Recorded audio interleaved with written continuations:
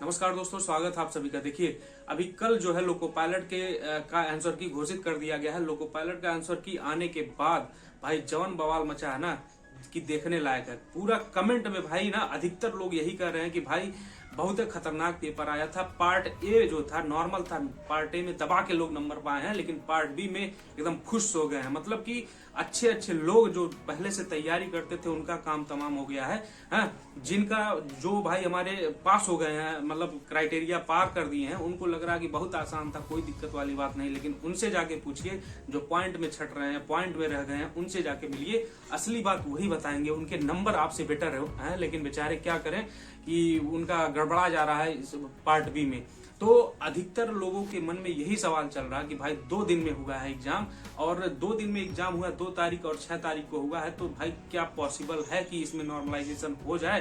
तो चलिए उसी पे हम बात करते हैं। देखिए, रेलवे ने पहले ही नोटिफिकेशन डाल करके ये कह दिया था कि भाई सीबीटी सेकंड में जो है हम कोई नॉर्मलाइजेशन नहीं करेंगे, क्योंकि हर जो शिफ्ट होगा, जैसे कि हमने बिलासपुर से जोन से डाला था, तो बिलासपुर जोन का एग्जाम जो है 2 तारीख के सेकंड शिफ्ट में लगभग खत्म कर दिया गया था। इसीलिए यही मेन कारण है कि जब एक ही शिफ्ट में सब एग्जाम खत्म कर दिया गया है आपके जोन का, तो आपको किस अकॉर्डिंग हम नॉर्मलाइजेशन देंगे? सबसे बड़ी यही समस्या है।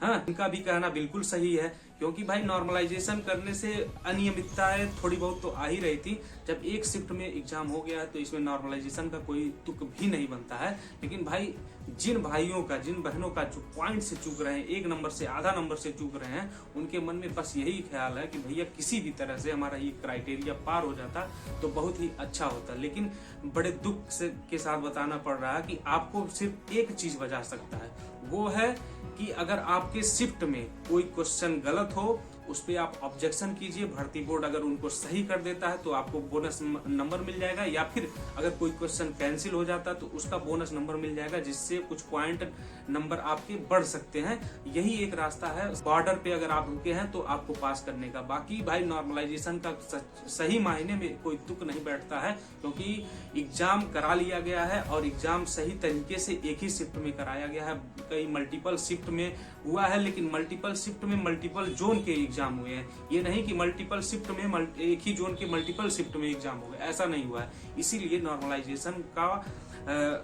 होना इस एग्जाम में बहुत ही नामुमकिन है। इसीलिए कहा जा रहा है कि तो नॉर्मलाइजेशन का चक्कर छोड़ दीजिए। बस एक काम आप कर सकते हैं, क्वेश्चन पे ऑब्जेक्शन कीजिए। ऑब्जेक्शन अगर सही पाया जाता है, सही हो जाएगा।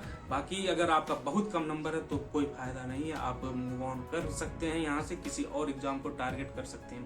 बाकी और कोई क्वेश्चन हो तो जरूर कमेंट करके बताइएगा। मिलते हैं अगले वीडियो में, तब तक के लिए नमस्कार, जय हिंद।